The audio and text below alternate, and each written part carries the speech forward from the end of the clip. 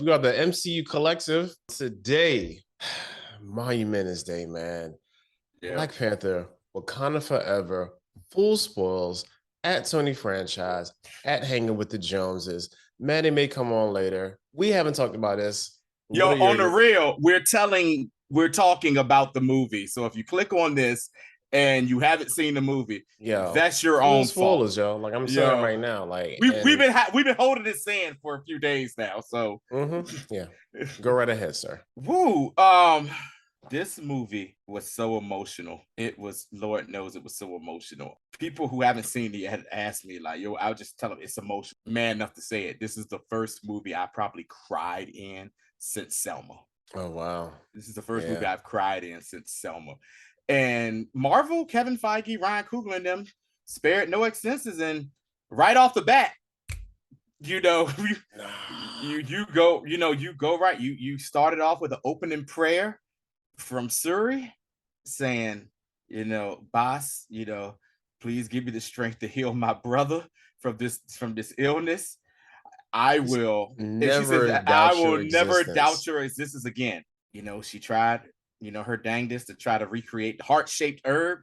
Couldn't do it. Kept asking, what's the term she used? I couldn't what's like percentage or what's the percentage that it's going to work? And it was like only 25%. You got it up to 28, just couldn't do it. And then by the time she was like, screw it, we're gonna try this 28% one. By the time she came back, Queen Ramonda came down and just looked at her. And Shuri has an AI now. I got AI now. And she was just like, what's my brother's heart rate? Because before they said heart rate was at 31 beats per minute. And which is low. That is very low. And he straight up, the AI straight up told her he's gone. You go right into the Wakandan funeral scene. A lot of the shots that we saw in the preview from the trailer was from the trailers with the all white, but you see the beginning of it where they're in the woods and they have like a vibranium casket, with the Black Panther logo and everything, with the arms crossed, etched into it. And the Dora Milaje are basically the pallbearers. And then, and I mean, it was a sad day, but you see in their culture is also somewhat of a celebration of going on to be with the ancestors. It's funny. One thing I did notice that there were certain people who was like the background. They were just like, I don't know what I'm doing. I'm just gonna act like I'm celebrating. There was one guy in particular. I was cracking up the whole time we saw him. But they go through the whole thing, and then you see Shuri right when they're getting ready to send the casket off. She like breaks down and hugs the casket one last time, and then one of the Wakandan ships come over. It hovers the casket up, and it starts off, what I'm saying, horizontal, then it stricts up vertical, and you see the Black Panther. And the most beautiful shot to me in the movie was the scene of the entire country, everyone wearing white, just paying homage to him, standing on top of the buildings. I love it. Like, it got to me so good, man. I mean, what about you, Rashad, with the with that opening sequence? Because I just heard people boo-hooing right off the bat, man. I feel like this, like I was a G, you know what I'm saying? So I'm not gonna cry. It's too early. It's too early to movie crying. But don't worry, like they got me though. You know what I'm saying? They got me. So just wasn't in the beginning. You know what I'm saying? So like that opening thematically, it sets off the movie perfectly. All right. Yeah. And a couple things happen. One, the first words is the theme of the movie, and it's also Shuri's arc. Because she is having, and to be honest, let's be very macro about this. Mm-hmm. This is basically Gen Z versus culture, tradition / religion, because that's what this movie for Shuri is really about. And did you get the impression throughout the movie that possibly, even though she was with the Panther God stuff, she was possibly atheist and just doing it? That's what I'm saying. Right. That's what I felt. I felt exactly she was atheist. And because she was just like science, everything is science. Yeah, she may not have been atheist. She easily could have just been like like the typical church kid who's just like, yo, I got my own ideas now. I don't care about this. It doesn't really mean that much to me. But you see in the moment of distress, who she calls out to. She calls out to her God. So again, it always happens. Oh my God. That's what I'm saying. So those parallels for me, like when I thought about it, I said, man, this was this movie was really about. And I love how that definitely leads us to, for her and her character for the rest of the movie. And I think it was a brilliant move. Ryan Coogler and the gang had to rewrite this movie when they were already in production. They were already shooting this movie, and when they had to rewrite it. And saying like, okay, first establishing like, okay, we want Shuri to be Black Panther. One, that's what we wanted to do. What's going to be her character arc? Her character arc is going to be her trusting her culture just as much as she trusts her intellect and ability. And having those things clash the entire time, it just made for a good characterization of, like I said, Gen Z versus like culture, tradition, religion. And it's really what that's a very much a real thing today. Also, it's very much a real thing with her. You know what I'm saying? Like, so there's so much meta stuff going on in this movie. That is so much. It jumps a year since T'Challa's death, and we go to the United Nations, and the UN is basically, look, I'm just going to call it what it is. White people being white people. White people being white people. And you know what? No disrespect to anybody that's white that's watching this or anything like that. But the United Nations scene was basically white people being white people throughout the history of mankind, really. You know what somebody said on TikTok? Somebody said this movie was about white people and their need to steal things from other people. Queen Ramonda is, the acting ruler. She goes before the UN, and they're like, you got France and I guess the United States. U.S. Yeah, Itas Unis is United States. Okay, just wasn't sure because he was in with the CIA. Yeah, right. Fontaine later on. So, trash, by the way. But anyway, so they're like saying, oh, Wakanda has like the most precious mineral on the planet. Blah blah blah blah blah. I thought they was gonna share it with the world. Here's the funny thing: it's the French. We all know how the French are always like, we laissez-faire, we out of it. No, we don't get to it to the last minute. They were the first ones that basically tried to attack one of the outpost centers, and they're like, oh, you use vibranium can be used for to make weapons of mass destruction. And Queen Ramonda basically reads them for filth, for 100% filth, and it's like, no, we never said we was going to give y'all access to vibranium. What's your resources? What's your vibranium? What y'all crazy? No, y'all crazy. And she was like, oh, the reason we not sharing it, she says, you don't got to worry about us with weapons. It's y'all, basically, what y'all are going to do with it. And so you cut to a scene. It's a jump cut back and forth between her speaking, and there's a outpost in Mali, right? And the French military basically bum rushes it, and they're trying to where's the vibranium? Where's the vibranium? And they're looking at the point of Wakanda's like, oh no, it's right there. And they go to the thing, and he was like, yeah. And then it was just, she was like, Prince Ramonda was like, we know what y'all whisper in y'all secret meetings. Their king is dead. Their protector, the Black Panther, is gone.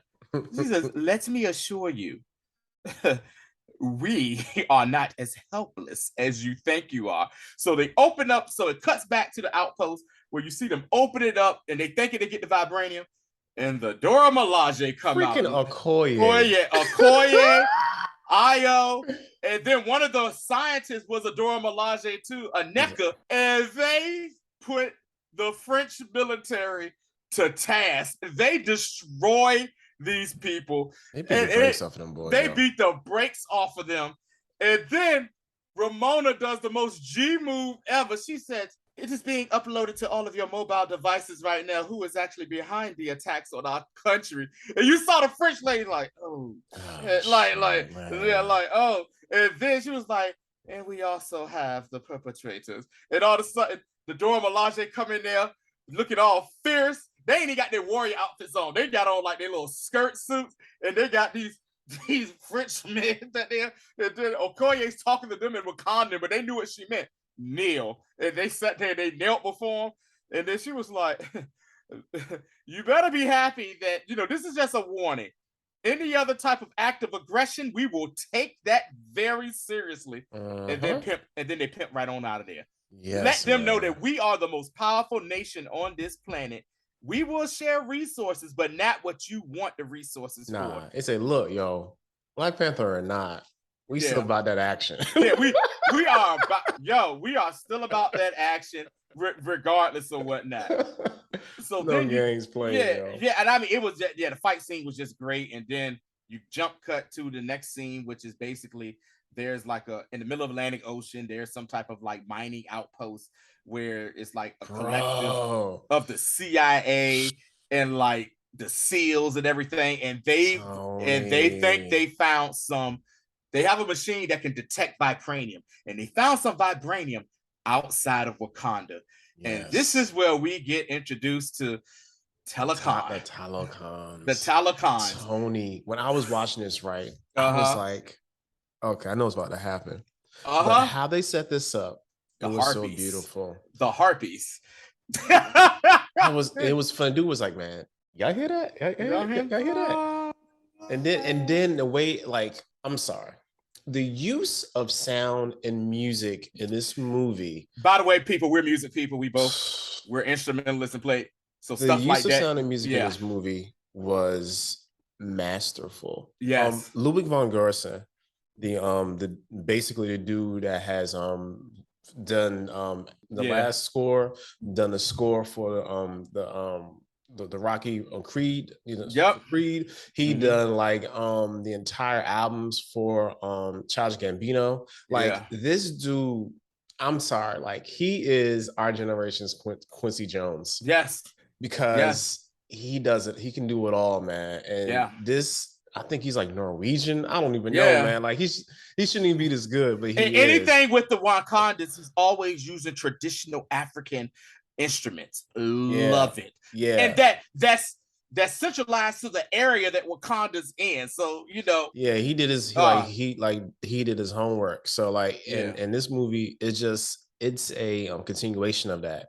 And how they gradually build the tension with the music, and then like you said, the freaking siren song was like it was just like walking and just committing suicide. Like it was a lot of death in this movie.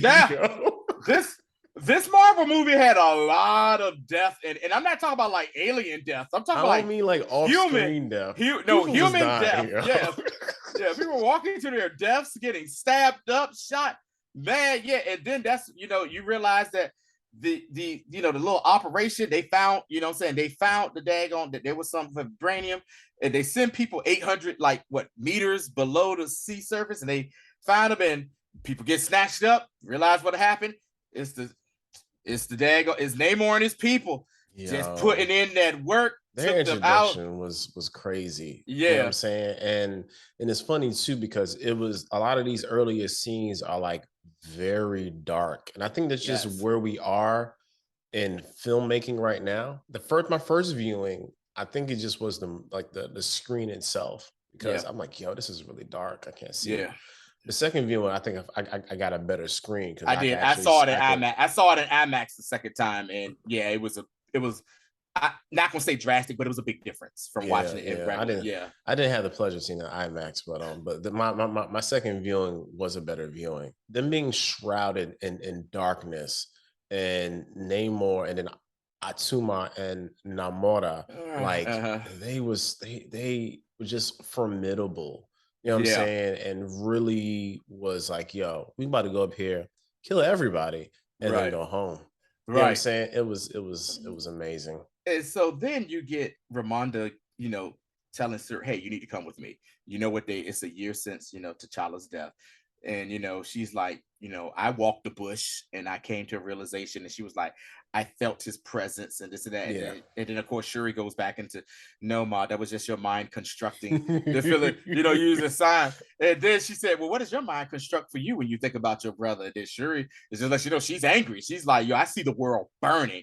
And the next thing you know, the elephants about a river freak out. And here comes Namor. He introduces himself to. No, Namor was like, Yo, mother, tell me about a place like this. He says the air is pristine. The water is so clean. The water is so clean. Oh my God. It was great. He introduced himself to him, told him, hey, look, y'all brought this problem to us because y'all let the world know about vibranium. Y'all brought this world. It's up to y'all to find whoever the scientist is that created this machine. Get it, so we can bring him here so we can kill him.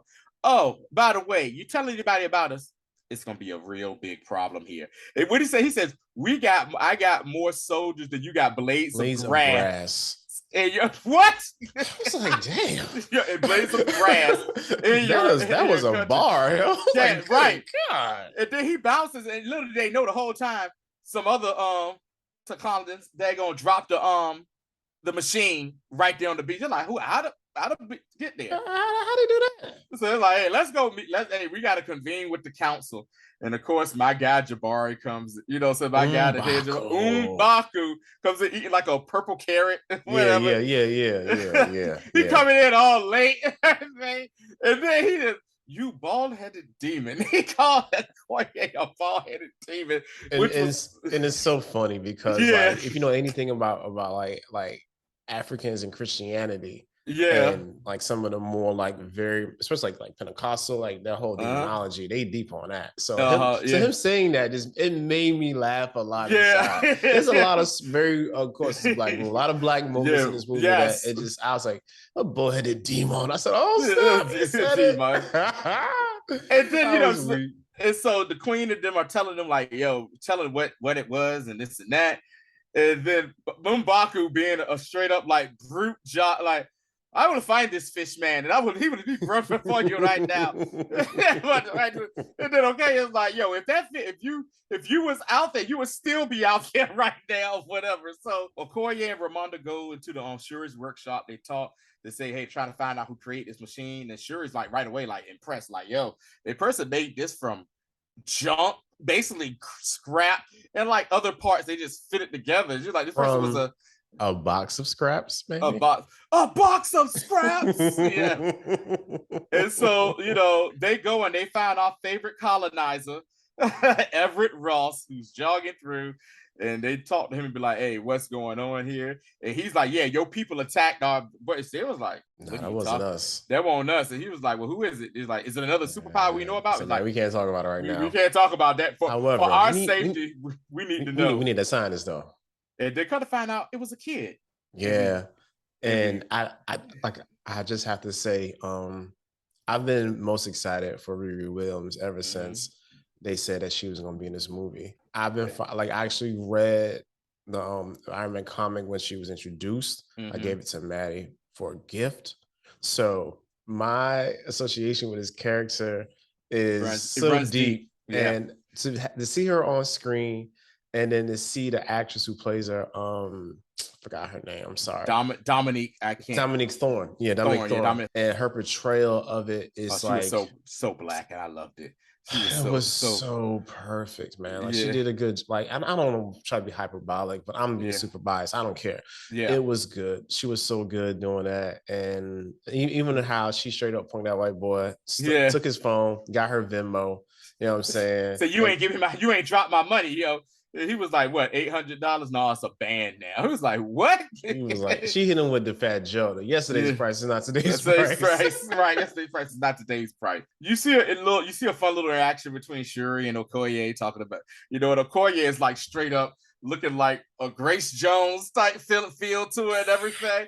She had the Grace Jones feel to her sitting there.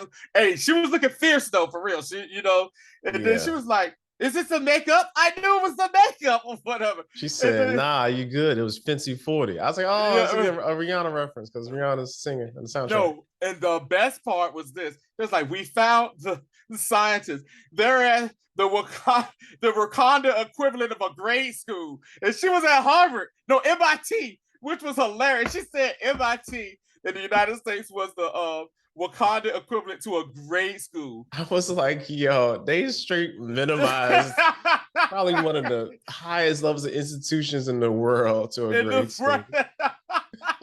And so, Shuri convinces Okoye, give me 5 minutes, let me go get this girl. So, it's funny that as soon as she knocks on the door, the girl sees her, she knows exactly who she is. And she's like, oh my God. And she explains her everything. And Okoye comes in. And Okoye just does the straight up crazy military, giving her crazy eyes and look at it. She's like, you look crazy right there, looking at me. Cut her dago beat radio speaker in half. Like, oh well, so then they did reverse psychology. Oh, we'll let you handle the merman who's trying to kill you or whatever. And so then it's a big chase because she needs to get some more parts. That's when she sees her prototype, her Mach 1 version of the Iron Man outfit. It's a chase and they're getting through, and they're just going through Boston trying to get around and everything. And they finally get to this bridge where they're like, bet we get out of here. No, they're not. Atuma and Namora come up and they go and put in that work. When shout out to our boy Dre, you know what I'm saying? Dre from DC. He said that this was his favorite scene. And I can understand why, because that set piece was done really well. It was low key, of course, a throwback to the when they went to South Korea. Yes. And in the first joint, but to me, it was slightly elevated because of the addition of Riri Williams. Right. This girl went 26,000 feet without an oxygen mask on. Shot the dang old thing down and then passed out. But was able to come to before she crash landed. She went 28K in the air. You know that was the first time you saw what looked like defeat in Okoye's eyes because she was fighting her heart out. My man was just playing with her. And then what did he say? He was like, he was about to kill her with her own blade. He was like, you're so weak. You're not even worth my blade. You're not even worth my blade being killed. But she was able to get through the fight. But they knock in the water. Shuri says, hey, I am, the princess of Wakanda. Don't hurt this girl. Take me to go see Namor. Yeah. And then that's when they go down to take her to see her. But Queen Ramonda was not having that one bit. And that was a heartbreaking scene, man. Her stripping Okoye of her title of general of the Wakandan armies. And then basically on top of that, stripping her of her title, also said, oh, by the way, you're no longer Adora Milaje. Yeah, she was not playing no games. And you saw like the elder council dude, he tried to be like, hey man, we might be a little too hard. Like, look, yo, this woman was ready to kill her husband for Wakanda, yo. Like, come on, man, we might be a little harsh. And then that's when we see that speech that, part of that speech that we see in the trailer where she was like, I am the ruler of the most powerful kingdom on the planet, and I have lost my family. Yeah, so what did I sacrifice? What did I sacrifice? So I lost everything. So you lost everything. I lost everything. You know what I'm saying? She said that husband of yours, you can go see him right now if you want to. I was like, oh snap. Yeah. So yeah, he definitely she definitely was at her wit's end. And it goes to one of those other parts of the movie how people make decisions solely based off of emotion. You know what I'm saying? Which is a very common trope in movies, but it's real because I'm trying to do the best I can with what I have, and then all y'all still just stripping away from me the things that I love and I want. So y'all are still taken from me when I've lost so much. Which definitely leads us to the the mid arc of the movie. Then we go see boom, Nakia. You know what I'm saying? Let me say something. I love you, Lupita Nyong'o. That's all I have to say. Yeah, she did a really good job, yo. Really good job. Whoever you with, they don't love you the way I do. Just remember that. All right. Let her know, yo. Add her on Twitter. She's active on TikTok. You know what I'm saying? Yes. On TikTok. Yeah, Nakia is in Haiti, as they say. And yo, and it's crazy because I know you saw it the second time around. You see him. We see him. Yeah, we see young T'Challa, you know what I'm saying? And it's interesting because he plays it like, yo, are you here to see the headmistress? And even the way that they played it, she was holding the girl's hands, you know what I'm saying? And really wasn't paying him a whole lot of mind. So I like how they did that whole interaction with young T'Challa. AKA Toussaint. Yeah, Toussaint L'Ouverture. You know what I'm saying? So I was like, okay, I see you, Haiti. You know that was cool. That scene was real quick. Of course, she said, "Yo, I wish you was there." Of course, at the funeral, and she was like, "Man, it was too tough for me." Even though we found out later that T'Challa was like, "No, I don't even go." So it's a lot of seed planting payoff that they did a good job of with this movie as well. Yeah. However, Ramonda says, "Yo, I need you back home, and I need you to get my daughter, and I need you to put that work in." Yes, she says it's been a long time. She was like, "Man, I don't care about a long time." Yeah, basically, she goes to the Yucatan Peninsula, talks to a lady who's, I guess, some type of historian down there, and she's talking to her in Spanish first, talking to her in straight up Spanish and everything. She's like portraying that I'm a school, saying I'm a student, blah blah blah. And the lady's like, "Get out of here, woman! I ain't got time to hear." And then she was just like, then she started speaking Yucatan Aztec to her. She stopped, like, it's basically told her, "I have seen him too." And she was like, they started having a conversation. She said, "Look, I can tell you where he goes sometimes, but it's not always a good thing to go looking." Go look for this person. People look ain't never come back from the depths. Right. So then we cut to Shuri and Riri. They're down in the underwater cave where Namor is, and Namor talks to Shuri, basically tells them their history. And their history, I love how they set up their history for it. Yeah.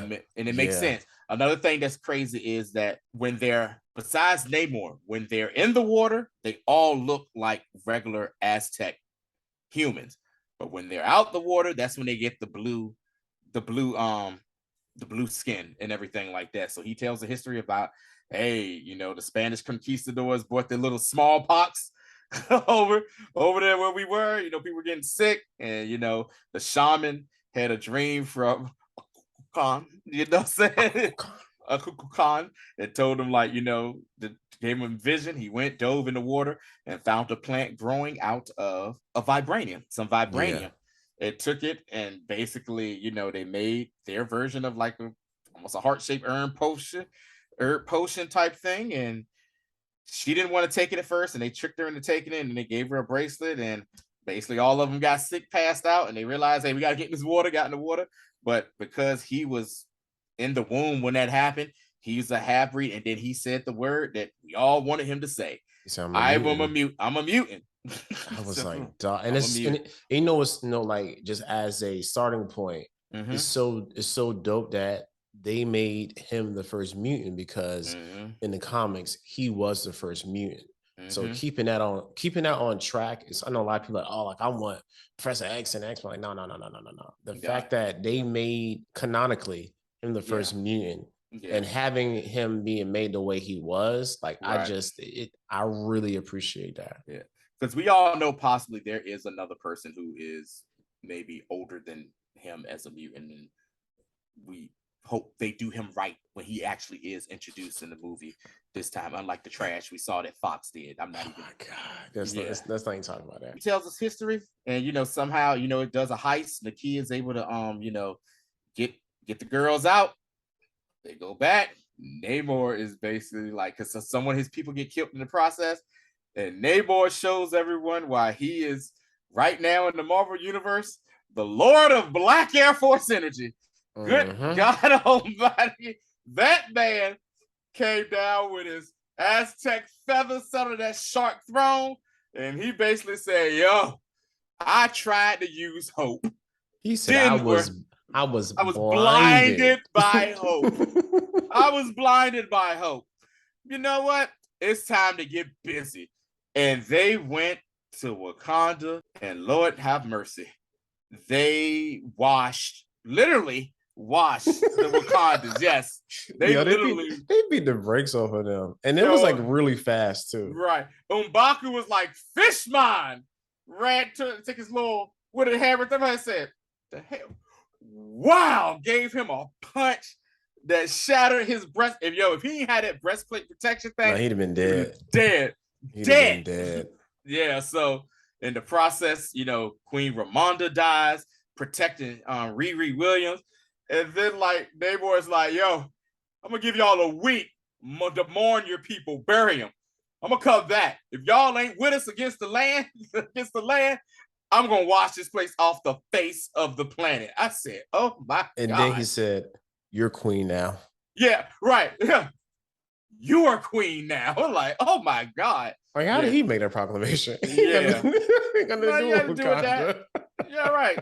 So Wakanda's basically goes and they bury the queen the same way they did, T'Challa, and then they decide, hey, we need to M'Baku's like, hey, you can bring the people to Jabari land or whatever. And then the interaction between M'Baku and Shuri was very great. Good. And it was great. It was a great inclusion to see. And I also love how they wrote in how T'Challa was preparing everybody for his death, whether they knew or not. You know what I'm saying? And it seemed like M'Baku kind of knew something was going on. Right. You know what I'm saying? Because he was like, he told me to take care of you. Yeah. He probably didn't know in what manner or respects, but still he prepared them. They say, look, when I'm going, my little sister's going to need somebody to help guide them. And even after the funeral, when he was like, I need your help with something. And basically she was like, are you going to come to the girl who scarfs that tradition? Scarfs that tradition, which is a playback to the original Black Panther movie. So yeah, man, you cut back to the United States where you see Everett Ross, who has been kind of feeding Wakandans some information, but we also find out something that's weird.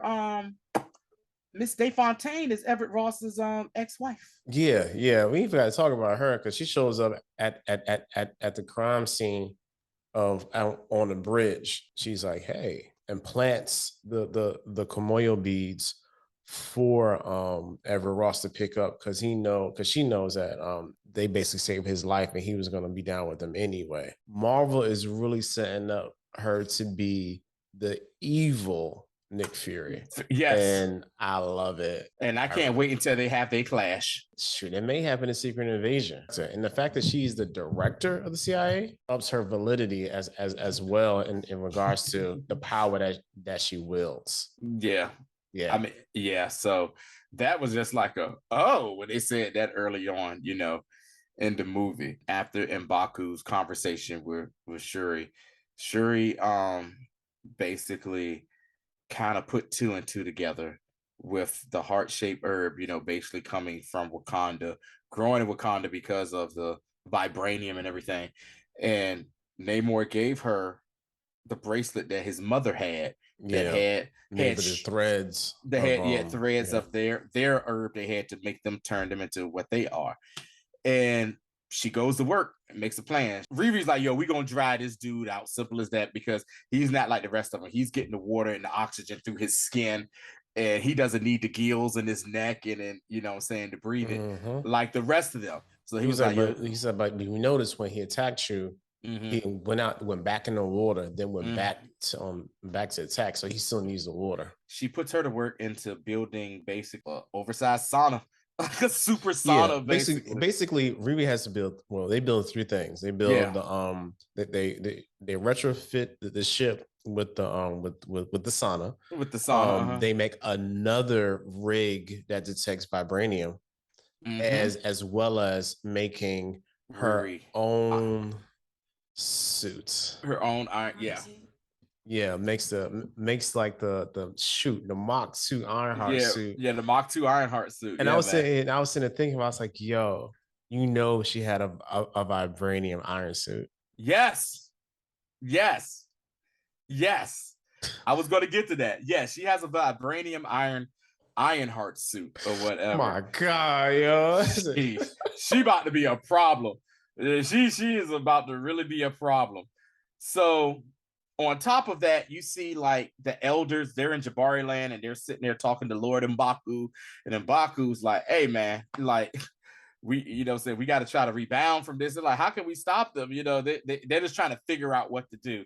In the meantime, Shuri basically finds a way to recreate a synthetic heart-shaped herb. And now here's the thing too. You also see like the very first real interaction conversation with Nakia and Shuri as well. That is true.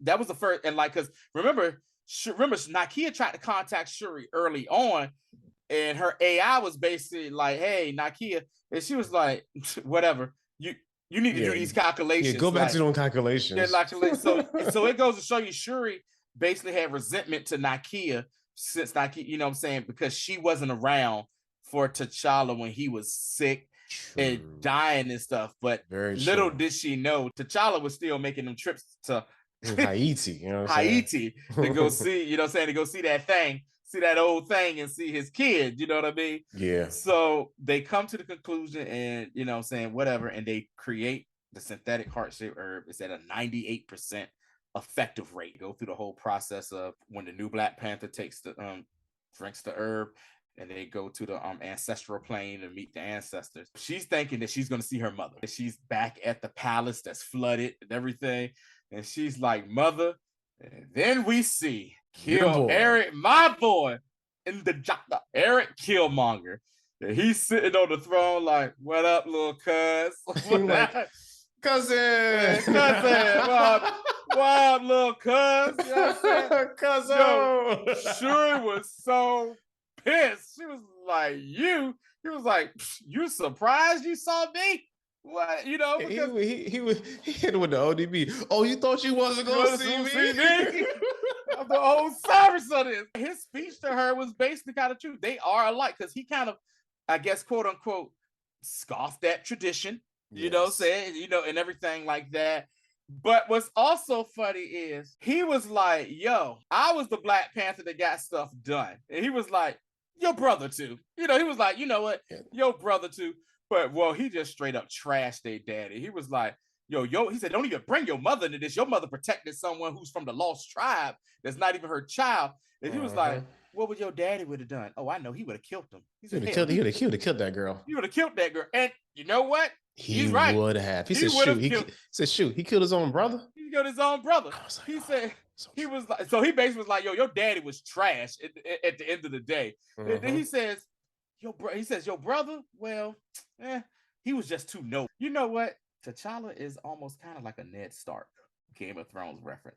Has to always do the honorable thing. Everything has to be honorable. Everything has to be done the right way. Good analogy. Killmonger is like, "Yo, in order to make an omelet, you got to break some eggs." You know what I'm saying? So he was like, "Yo, I'm all about getting stuff done." You know what I'm saying? Like that. He says, "You the same way." She comes out of the dream state from the ancestral plane, and she's like distraught. And they're like, "Did you see the Queen Mother? Did you see the Queen Mother? Did you see her?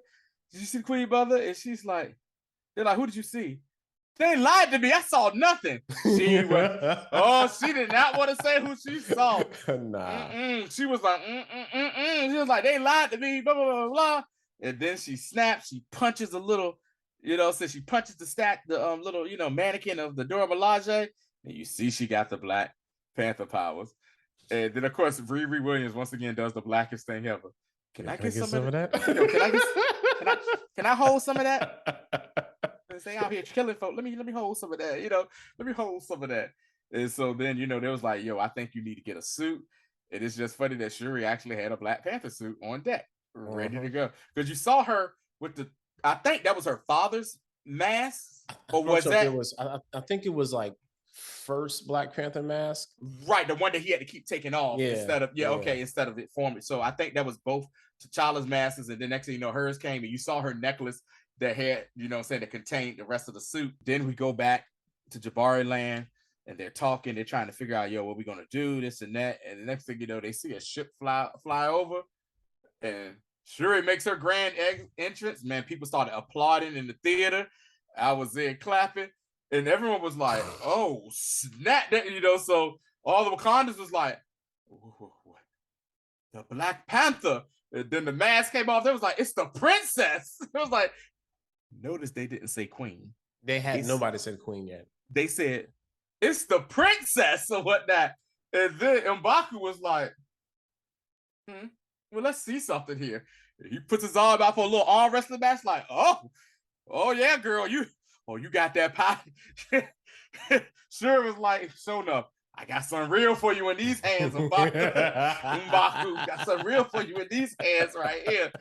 And they basically go into the whole thing. And M'Baku, once again, Winston Duke, man, just plays that role so perfectly. He's just like, they call him a cuckoo cloud. And they all look at him like, that's the winged serpent. And he was like, what, you think because we're in the mountains, we don't have any books? And then he was like, yes, we know, whatever. So, they were trying to deliberate what should they do with him. He's like, yo, you really want to kill their god? Like, yeah. And Shuri was like, yo, we're gonna be in eternal war. Yeah, Shuri's like, yo, he's out of here. We killing him. We get stuff together. And they decide to have a conversation again with M'Baku. M'Baku was like, and it's just funny that you have the most outrageous dude in Wakanda who's all about like fighting and warring and everything. My man was like, let's wait a minute. Let's just, reconsider this. It has to be another way we can do this, a peaceful way. She was like, nah. And she was like, look, your mother wouldn't want you to. He tried to pull the mother card, and she basically was like, whatever heart I had died with her. We're going to do this. And then she gave him and you going to help me do it. And my man was like, bet, you got it. He said, we leave in the morning. We leave in the morning. So they, they had a masterful plan, they send their ship out there, to the, first of all, they drop the vibranium seed. They rig it to be something else. They drop it down there. They roll up on it and they get hit with like a sonic blast. They go out in the water and there he is, the invisible Wakandan ship. They cloaked the ship, the ship. Lighted the Romulans in Star Trek. Yeah. And then as your shirt says, Yibambe, it just sounded funny coming from her. What I'm saying? I need some bass, but it needs some bass too. I don't want to be chauvinistic. I'm sorry. You're not gonna be chauvinistic, but it sounded like it needed a little gumption to it or something. So then what I'm saying, the fight happens. So then the fight happens, and it's basically Wakandans versus, versus Namor and his people. And you just see how the Dora Milaje are just working as a unit. It is amazing. Them, not even that, but like them and the Jabari. And the Jabari's like, because they was holding them on the ropes and they was like letting them like rappel down. I said, oh man, that's so dope. And at this point, Io is now the general of the Wakandan army. She has taken Okoye's place as the general of the armies and everything. Also, my original first favorite side character, Io. You know what I'm saying? Had a good arc in this movie as well. Yeah, great arc in this movie. And so, they're rumbling, and then Riri lures Namor, and they catch him. Riri and Shuri's trap work. They catch Namor inside their little sauna hot box, and you see Namor right away, like, oh, he had that. Rashad, you know what he did? He had that. Spartan Legion band camp. I'm about to pass out. Look on his face. Yeah. He had that up to 8. Get the horn. Grab his horn. Grab the horn. Get the horn. Get out of the way, Grinch. He was like, yo, what's going on? He started looking around. So, I know what y'all did. And then she said, do you need a drink of water? Shuri was with the ish after she got that suit and everything. And the fight's going on out there. And then of course you see they Namor's folk disable the ship. And then the thing that we saw happen, and I was so happy that they did this, the Midnight Angels. Midnight Angels, and that's what happened with Okoye and Aneka, the other Dora Milaje, who kind of had some role in it. They donned the suits that Shuri made, which gave them strength. They were basically almost like Iron Man type. Yeah, sort of, but it just looked. But it was more free, way more sleek. Yeah. And the thing is, people don't know the Midnight Angels actually is a subset of the Dora Milaje. That's kind of like their elite. They're elite, kind of like their Black Ops, like Navy SEALs. Like the Navy SEALs version of the Dora Milaje. So I really appreciated, bringing that into the into this movie. And then of course Namor is like, yo, I gotta get out of here. He destroys the ship.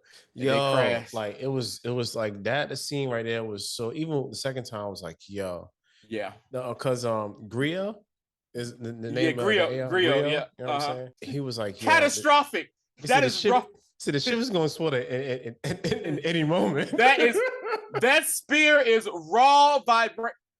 That's raw vibranium or whatever. And that's one thing Shuri and them did say in the original movie. It was like vibranium in its original state is very volatile and dangerous. And he stuck raw vibranium into what they use for that, man. They had their rumble on the beach or whatever, and Namor was putting in that work for a minute.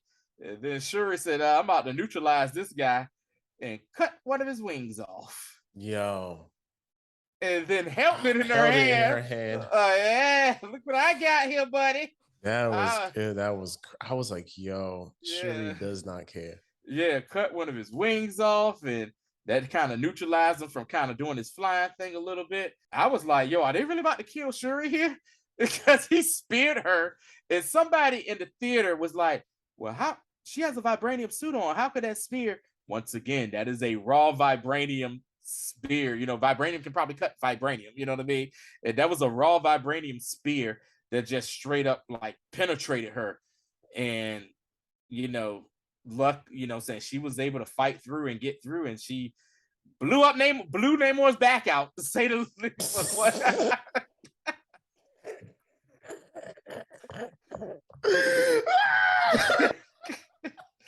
Thank you. I'll be here all week.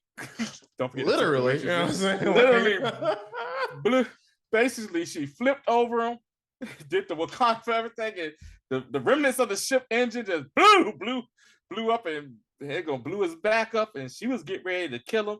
And then she finally had her vision of her mother, and she was like, Shuri, show him.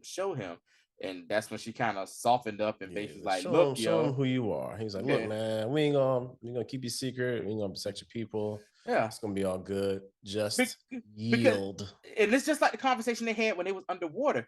He was like, listen, yo, he says, those people have taken so much from your people and my people, which is true. You know what I'm saying? Which is basically him saying how, Latinos, Tainos, Africans, Black people have had so much taken from them from other folk. And you're like, yo, we need to make this happen. And she basically gave him a more peaceful way to, get through. You kind of reconcile it. And of course, it happened. They, the war is over, saying the war ends. We get to the end of the movie. You get to near the end, and of course you see Namor. He's back in his kingdom, and he's putting tribute by drawing a picture of the battle between him and her up there. But Namora is not with it at all. She's like, I've always wanted to go to battle with you. Why did you yield? And he showed his abilities to be a ruler. He was like, listen, she don't have any other allies allies. Firstly, he's like, yo, she could have easily killed me. Yeah, right. Yeah. You know why? Been dead. Yes, I could have been dead. She showed mercy. She should have killed me. And then he was like, she don't have any allies out there. Eventually, something's going to happen. They're going to have to come to us. And then we'll be more powerful than ever. Yep. So he's so Namor's playing the long game, extreme long game. Yeah. Yeah. I mean, he's been here for centuries, so it ain't too long for him. Since what, the 1400s? Since like 1600s. Yeah. 1600s, man. So yeah. And then she sends Riri back, says, hey, you gotta leave that suit here, baby. You gotta leave that suit. And she's like, yo, I get it, cool. I did it for the, for the queen or whatnot. But she rebuilt her car that her dad worked on that she wrecked. And then she was like, hey, if you ever in Chicago, come on through. We can go to a Bulls game or something. She's like, no, I got something to do. And then you go back to the Sacred Falls where you like, oh, we about to have it is challenge day. It is challenge day. Glory to Hanuman. Hanuman. And so they're about to, do the challenge, and you thinking like, we present to you the Black Panther, Princess Shuri. And Baku walk out. And Baku comes out, hey, what's good? What's good, my boy? He was like, the princess will not be here today. He's like, right. I'm curious how this is going to work, though. He's like, the princess will not be here today. She has other things to do.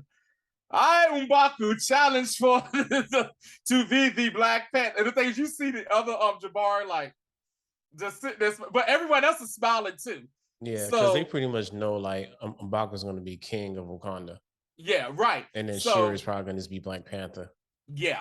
So I dug that, and I wonder like exactly where do we go from, you know what I'm saying? Where do we go from this? Because in the comics, Shuri was a temporary Black Panther, you know, but T'Challa came back to life when that happened. But of course that's not what happened. That leads us to our our endings. Our mid-credit scene of Shuri going back to Haiti. You know what I'm saying? Yeah. And then she and Nakia told her too. She's like, you always have a home. You always have a home in Haiti or whatever. She goes to Haiti. You know what I'm saying? Burns her garb. Burns the garb that she tried to finish with her mom before Namor came through and distorted the whole thing. Does that, gets the catharsis that she needs, and then boom, you see Nakia and a little kid roll up. It's like, hey man, that little kid was so jolly. He was so happy, man. Hi, hello. And whatever.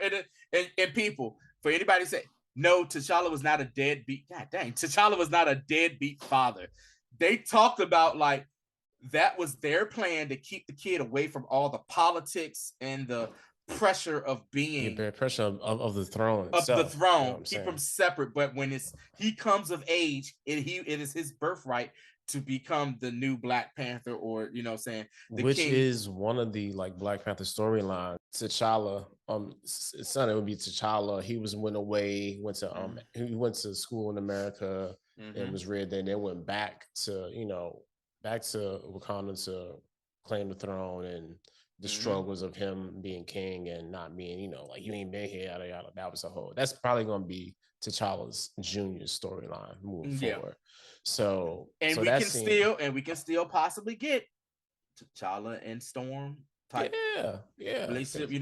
We can still get that, because we can still get T'Challa storylines, you know what I'm saying, that were set for Chadwick Boseman, but now be for his son, because she was like, yo, his name is T'Challa. He's like, I hear you are good at keeping secrets. She's like, yeah, like, well, I have a secret to tell you.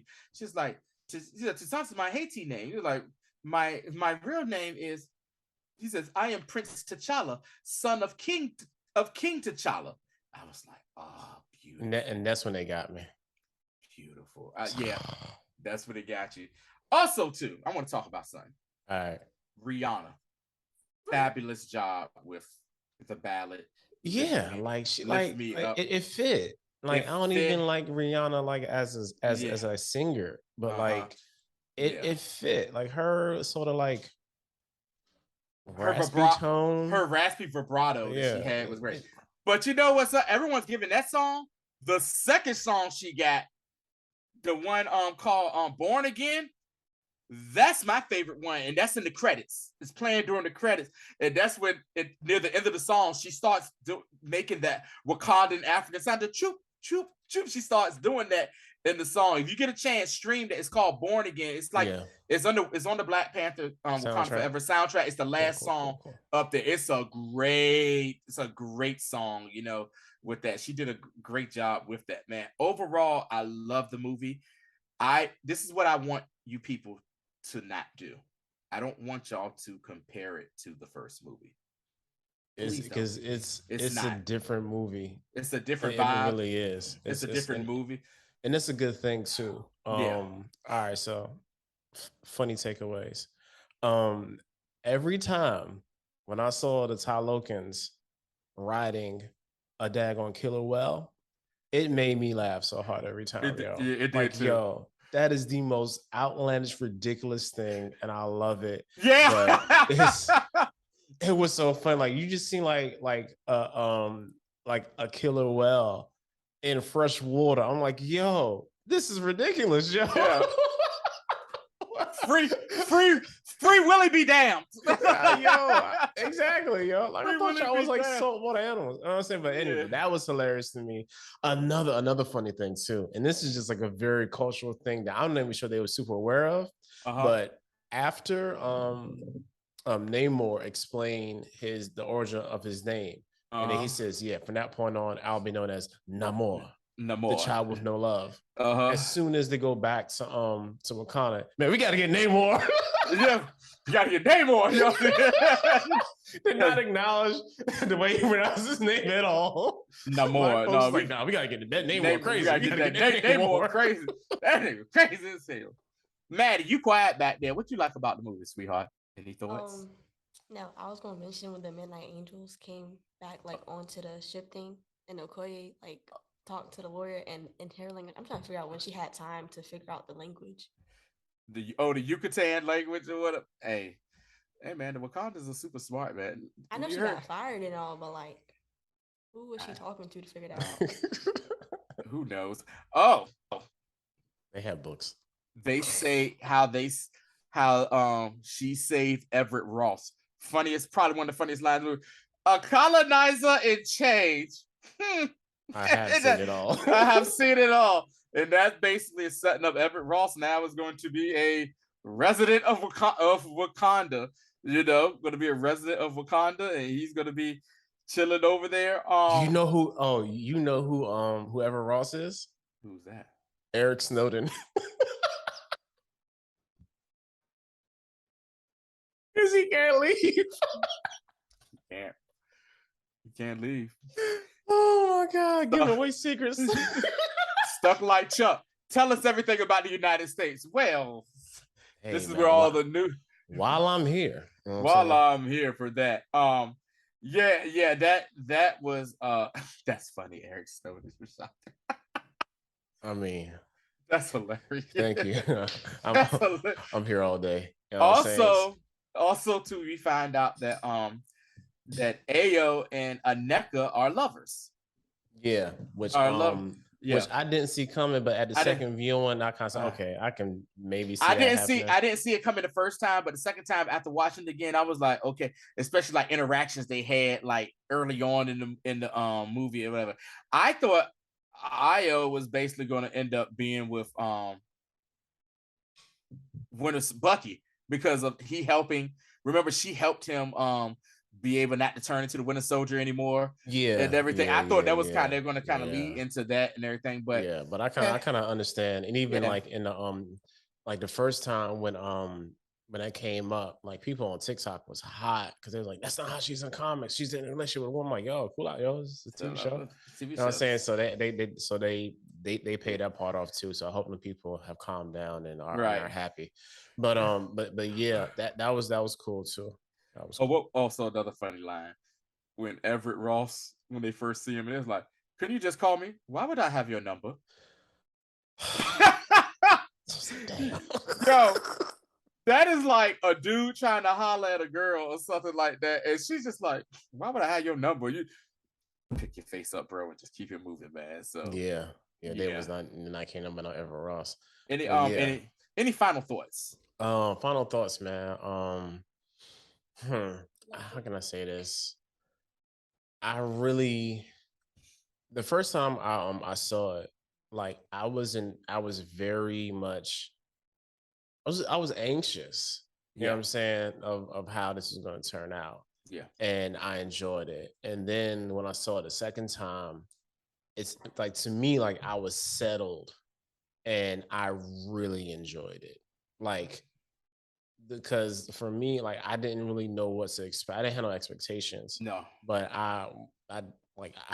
it just was a lot. And I was kind of scared of how it could be, knowing the process that it had to go through to make this movie in the first place, like behind the scenes. So just, man, like respect to Ron Coogler, his writing partner. Everybody. By the way, y'all, 36 years old. This man's a genius. 36 years old, national treasure. Still staying true to himself and where he's from. Like I respect that a lot. And just everybody who acted their behinds off and had very purposeful reasons for doing so. Basically, this movie was in honor of Mr. Boseman, and they really did a good job of letting the people know how much they loved them. Yeah. Of the Marvel, all the scenes. Speak up to Mike. I really liked the intro scenes of all like the little. Oh, that tore me apart, girl. Yeah. That like like one tear stream during the and funeral. It was like, and again, but then when they showed that, I was and like, it was silent too. Yes, and it was silent. They did give Chad a moment of silence. Look at you, Maddie. They did. You're doing all right there, girl. That's a good one. Yeah. So yeah, this was awesome, man. For me, like I said, I don't want people to compare this to the first Black Panther movie. This to me is like a complete standalone movie from that as well. But man, it was a cathartic movie. It was that the cast, Ryan Coogler and them, that movie was their version of them going through their grief, putting their grief for Chadwick. Really was for Chadwick Boseman, passing away. And I even feel like there's a scene where Nakia is talking to Okoye, and to me that really felt like that could have easily been Chadwick's wife saying that to one of her friends, because it felt like, to y'all this was him, but for me it was like my T'Challa. You know what I'm saying? Yeah, to him he was y'all king. Yeah, he was the Black Panther. To me, he was my everything. He was T'Challa. It was good. A lot of meta moments for me. Yeah. I want Angela Bassett, and I hope she's nominated for at least an Oscar. Something, because she was acting her behind off, Yeah, she acted her tail off in this, and I'm going to be not upset but irritated if she's not nominated for an Oscar for her role and her portrayal of this. I once again, Ruth Carter, with the Hampton alum, HBCU love, for the amazing costume design. Once again, chef's kiss, wonderful job, ma'am. Salute, respect. Smart. And there was another guy who was doing costume design for the movie too. I forgot his name. Oh, really? Yeah, I don't think it's all Roof. It's God, my bad. Yeah, it's this black dude name. Whoever you are, we apologize if we forget. Yeah, I think he's African. I forgot where though, but yeah. I'm just interested to see where do we go from here with the Black Panther story. With the Black Panther storyline. Especially with, are they going to wait maybe 6 years, 7 years or so to do a third movie so the kid can be about 13, 14 at time? Could young T'Challa be a member of the Young Avengers? Because we'll see. They're setting that up and everything. So once again, I didn't even start it off by saying what I always normally say. Marvel done did it again. Disney and Marvel done did it again, man. And I mean, this movie was, I think it was very important once again to the Black community that we needed. We needed this. Yeah, and to the Latino community. And the Latino community, yes. Shout out to you guys and everything. So, great movie. I recommend going to see it. I've seen it twice. Rashad has seen it twice. Pretty sure I'm going to go see it one more time because it's still stuff I want to see again in the movie. Yeah, I'm gonna sneak away and try to see the IMAX. Don't look at me like that. So, but yeah, that's it for now. As always. Hold on, why are you holding him like that, Maddie? Like, oh yeah, she's like, yeah, coming with me, with me, pops. As always, I'm still doing Ando, 2 more episodes of that, Kyresi and Kids. Wednesday. That's gotten real good. We'll be back with this. What's next? I'm not doing. Yeah, Andor's next. I'm not doing no review for the Guardians of the Galaxy Christmas special. If we might. I don't know. When does that come out? The 25th of November. Oh, November. So like Thanksgiving, and then of course we'll play it by ear. Yeah, we'll play it by ear. As well as our friend shoot from the hip. Yeah, we'll shoot from the hip. Shoot from the hip. Yeah. I don't know. Either way, that, and then of course next is Ant-Man, Wasp: Quantumania. Yeah, that's like February, right? Yeah. Also, between now and then, we definitely gotta do like a phase 4 recap. Yeah. So we can just kind of have a conversation about this, the overall state. Is Avatar this Christmas? Yeah. We might do that. Okay. You're gonna have to convince me. Get Desiree to do it with you. She likes Avatar. She's so excited to see Avatar. Yeah. Who Des? Yeah. I'm not really. I have no interest. I did like the first one. So yeah, but they look weird. It's not even that. It's just the I think I know what you mean. People. Yeah, and just the black people. What dreads? Just white people and killing the indigenous folks again. Mm-hmm. Anyway, but that's all we got. Time we got again. The MCU Collective, man. Make sure you get at all the stuff. S20 franchise, hang with the Joneses. Yeah. IG hanging with _ the Joneses. We will see you all next time. Yes. Peace.